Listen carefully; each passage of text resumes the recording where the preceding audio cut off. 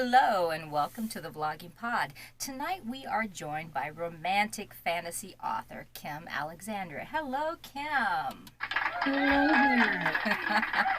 I love it. Thank you so much for having me here. Oh, it's my pleasure. It's my pleasure. Now, we spoke just a few minutes prior. I'm going to take this bracelet up because it is dangling on my table. That's driving me nuts. Mhm. Okay, so there we go. We were just talking. I didn't have it in my notes, but since you mentioned it, you have a little experience of doing what I'm doing. So tell us a little bit about that. I do. I actually spent most of my career behind a microphone. I started with records, if you can believe that, as a disc jockey. And, and my last job was at Sirius XM Book Radio. I was one of the co-hosts. So yeah, I produced author interviews for like 5 or 6 years, talked to hundreds, if not thousands, of authors. And now I'm on the Nice. other side of the microphone, and it's very exciting. I've been writing full time since I left there, so that was about 7 or 8 years ago. Nice. How many books have you accomplished within that time? Book number 7 comes out January 25th. Awesome. Awesome. Now, you actually have been more into writing long before that. Because what I understand is in your youth, you used to write stories about the backyard animals. I did. I think my first one was about baby fawn, a deer, walking around in the forest. I was like 6 years old or something. So that was my first love, was writing. Right. I Absolutely. I think that happens for a lot of us. I think we're just kind of born into it, or we get introduced and we can't get enough of it. Yeah, I think that's yeah. It's not something that you can go, well, I'm tired of this. I'm not going to do it anymore. It's always there in the back of your mind. Right. So we know your inspiration of writing has hit you at a very young age, but when exactly did you find that your characters started to speak to you? When you're working full time, as many writers know, it's very difficult to really concentrate on writing. I could not have written full time while I was working in radio, especially not when I was interviewing authors, because when you're reading that many books, the other people's work seeps into the back of your brain, and you don't want to copy somebody else's style. So when I stopped working at Sirius XM, I had some time to myself. They gave me a lovely severance, and I'm very grateful. And I came home from being fired, and I said to my husband, "Well, I'm going to go be a barista now." And he said, "No, because first of all, you're not qualified to do that, and second of all, you need to start writing your books because that's your dream. That's what you really wanted to do." So I'm very lucky and very grateful that my husband is subsidizing my writing for the time being. Hopefully, I'll be making that J.K. Rowling theme park money eventually, and I'll be able to repay the favor. But I started thinking, and I wanted to write a fantasy because that's my what I grew up living in. That's the world I wanted to be in. And I started thinking about characters, and then to my great surprise, the characters started speaking to each other. They don't really speak to me; they speak to each other. Now, when I was interviewing authors, a lot of them would say, "And then this character said this or did that," and I was like, that's cute, but I don't believe that's really the way it happens. Well, I'll be darned if that is not exactly what happened. So instead of sleeping many nights, I listened and I listened to their conversations. And then in the morning, I desperately try to remember and transcribe what they told me. And I don't know how it happens or how it works, but I'm just glad it does. If you hadn't have brought it up, I was going to mention it that you had thought, what the heck about other authors. That's one Yeah, reason why I brought it up because I found that interesting that you had that turnaround time that you were like, hey, that actually does happen. it really does. The times that it happens is when I'm getting ready to fall asleep or when I've taken a yoga class. And at the very end of the class, you do shavasana where you just lay there and relax. And I really think it's when you're in that in between awake and asleep or totally worn out and your front brain, your busy monkey brain relaxes a little bit and it allows that creative energy to move to the front where it has a little room to breathe. I'm just guessing, but that's what it feels like to me. I find when I'm really into the writing, it hits me in the shower, and then I'll start speaking the lines that I'm thinking that I'm going to write. I'll just say them to myself, try it, and then I'll So you do don't it. forget them. Go ahead. So you don't forget them. Yes. And then I just repeat it until I can get to my phone and I'll text myself so I have a little note or something that I know to put into the books. Do you have 400 notebooks with like scribbling in them like everybody else? Yes. Oh my gosh, it's so bad. And then the next challenge is reading my own handwriting, of course. Oh, yeah. My husband, he's actually in the room, always says my handwriting's horrendous. So I feel you. I feel you. At the time, I understand what I'm writing, but then later Sure. on, it's a little bit wow. So, with your characters manifesting within your mind, let's talk creativity of the story Okay. themselves. Tell me how a typical story comes about for you. It's like a puzzle, and I feel like sometimes I almost leave a trail of breadcrumbs for my future writer self. Because sometimes I'll be like, and I'll be working on a scene, and it'll be like, and that character is wearing a blue hat. What? Why is that so important? No, no, I will say to myself, the blue hat is absolutely vital. I'll be all right, I guess. And then, like a chapter or two chapters or two books later, I'll understand why it was so important that that character is wearing that specific blue hat. Again, it's one of the mysteries of creativity. Fortunately, it's all not all that sort of vague. I'm not a good outliner. I'm a little bit more of a pantser. I usually know the general direction I want to go in, but I let the characters lead me. I'm much more of a character-driven writer than a plot-driven writer. I find plot the most difficult. I wish I could just write little vignettes of characters standing around talking to each other, but unfortunately, that's not the way that fiction works. I find that very interesting. When I first started writing, oh, I'm getting an echo. Hold on, sorry. I used to think that people had all their stuff together, that they had it all outlined and everything, and I was just this weird duck who doesn't. And I have noticed since I've started doing this podcast, I've gotten more like myself, like you're saying, that aren't much of the outliners. Now I outline as I go. Do you find yourself doing that? So you have a file of notes that you've actually created for the characters as each story has progressed. Yeah, I usually end up doing that around I've been writing series. This Okay. is my second series.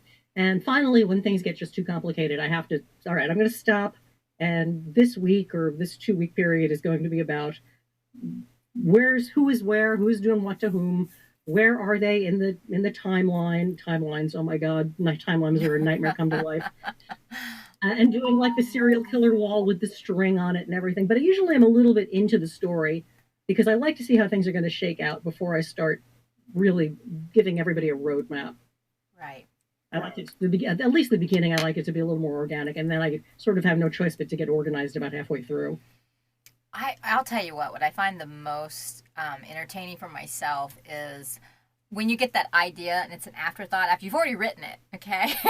So now you have to, and I know this sounds stupid and so off the wall, but I enjoy going back and rewriting myself, like fixing it and tweaking it and making it to fit that little bit that I was like, oh, why didn't I think about this 5 chapters ago?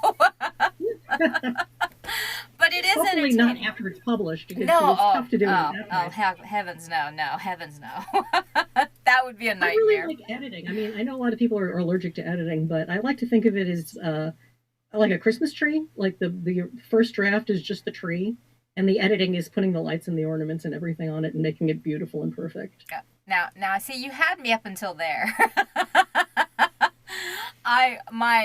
My executive assistant does my editing, and then she hands it off, and then I'll go back. And oh my gosh, is this the worst time of my whole time? That when I do that part, I'm like, oh no, not this again.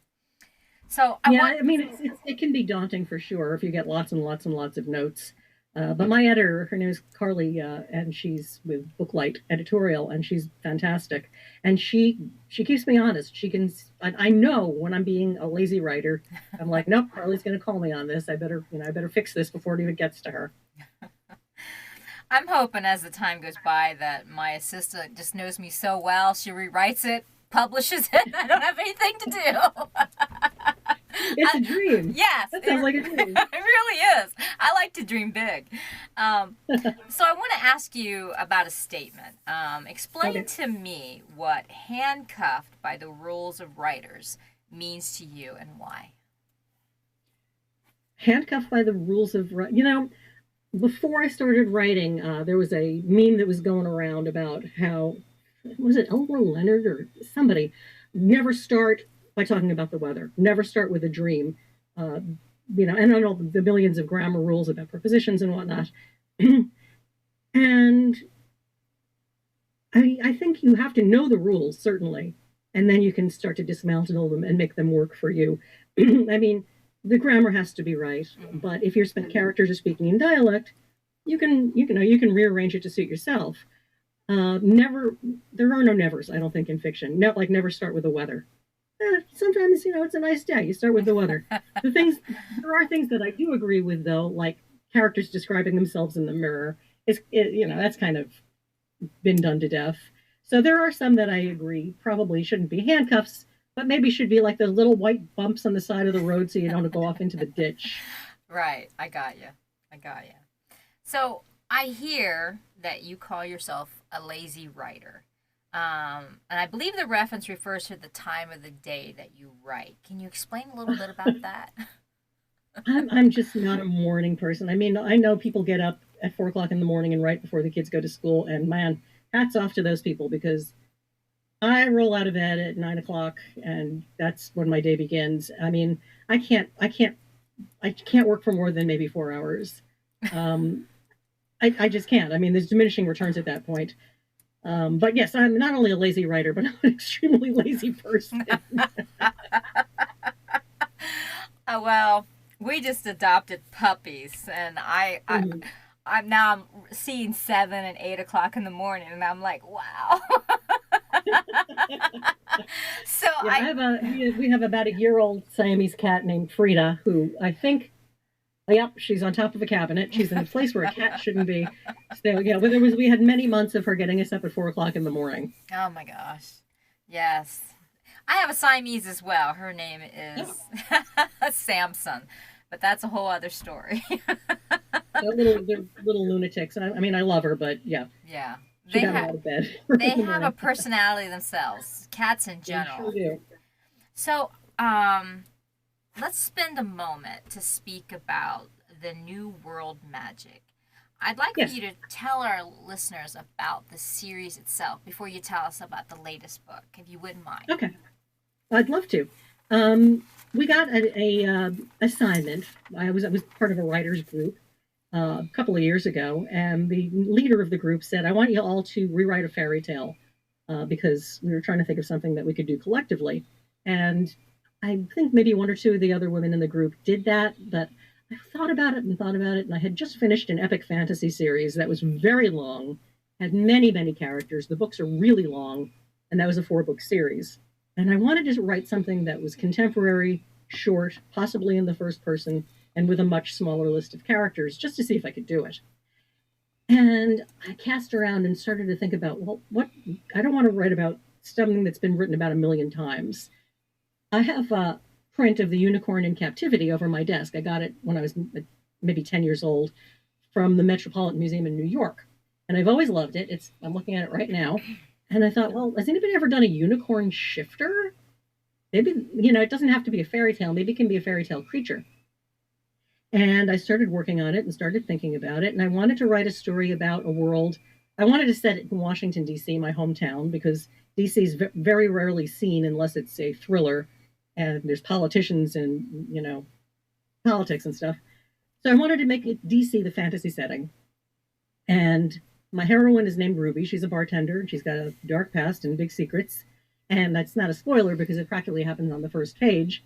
She's coming home from her shift one night and she saves the life of a unicorn. Somebody's trying to saw his horn off and she saves him and he turns into a person because otherwise it would not be much of a book. Right.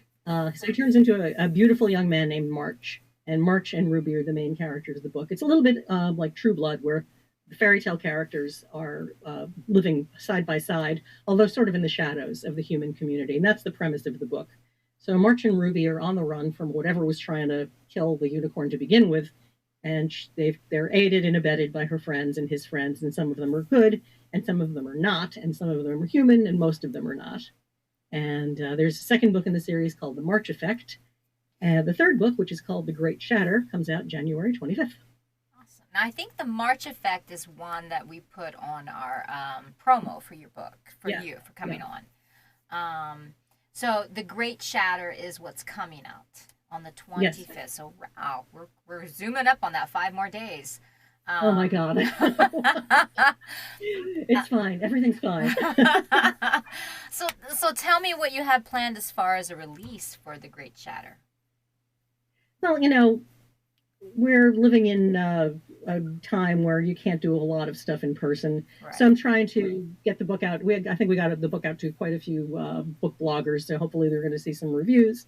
I'm going to be on Drunk Mythology Gals podcast next week, talking about the book, and hopefully a couple of other podcasts. And basically, if I could, I'd be going door to door, knocking on doors, and handing out copies. But Right. so Oh, I feel you. I feel you. This whole situation our world is in right now, just it's crimping our styles. it really is. I managed to, in a break in the action, they actually had the Maryland Renaissance Festival in October. They had it all fall, but I went to sign books in October in person, and man, it was so nice to see somebody I'm not related to in person.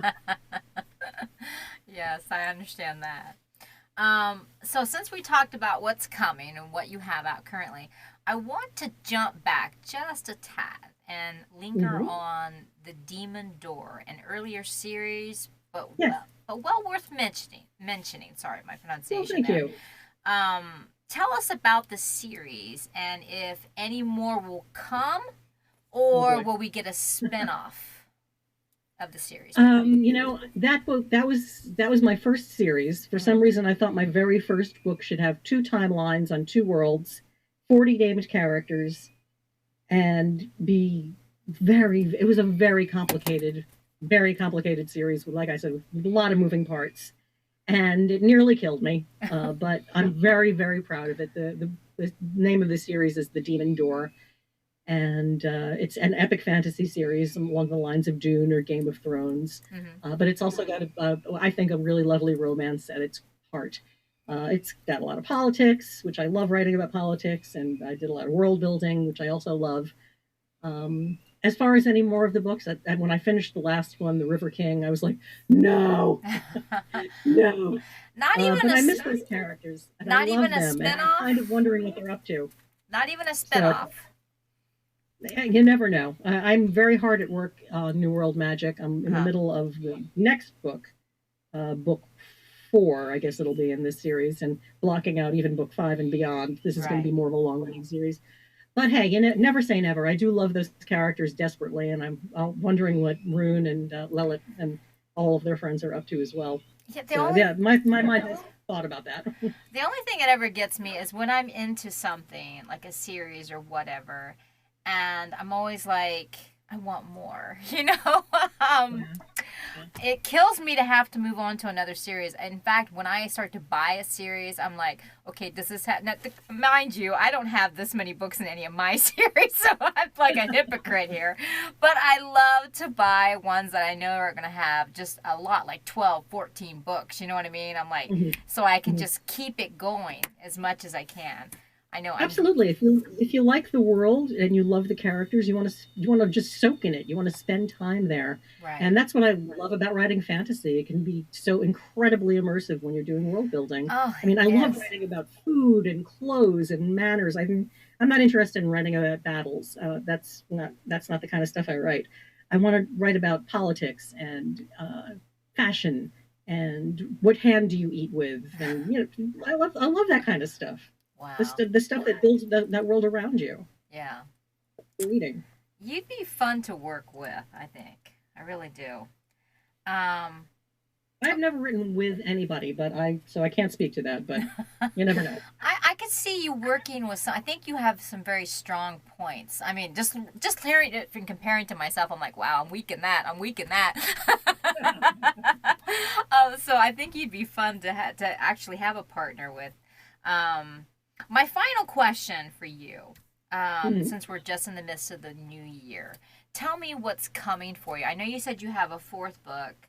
Yeah. Um, Events, private stuff. I don't know, things are worth publicly announcing. Tell me what's coming on this new year for you.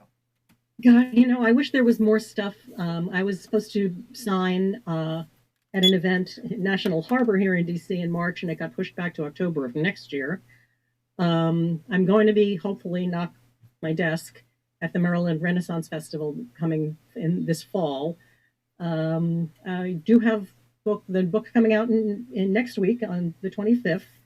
The following book, if I can sidetrack for a second, the following book, which is book number 4, I wrote completely and I gave it to my editor. And she said, "There's a book missing. There's a book missing between books 2 and 3. 3 needs to be 4. You need to write book 3." So I went back and wrote book 4. So now I'm like sort of retrofitting what is turning out to actually be book 4, and trying not to think about book 5, which is also on my mind quite a bit. So I think it's going to be a lot of work this year, getting out of the house whenever I can. We were hoping to go to possibly Portugal or Greece over the summer. Knocking wood again that'll happen. Like everybody else, we're trying to make it happen day to day. Okay, before I let you go, because you just brought up an interesting point when you were saying, and I just want to clarify.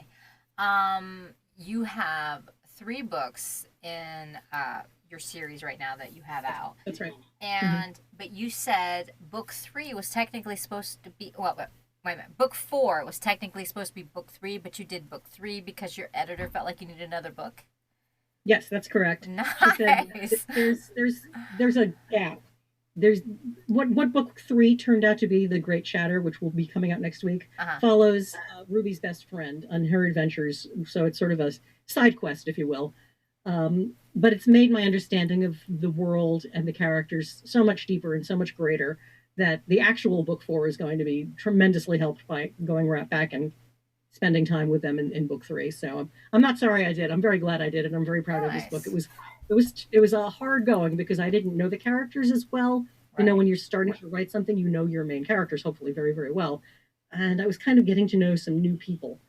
And now I know them really, really well, and I love them too. So I find that interesting. So basically book 3 really opens up your mind and gives you a little more insight about what's to come. Yes?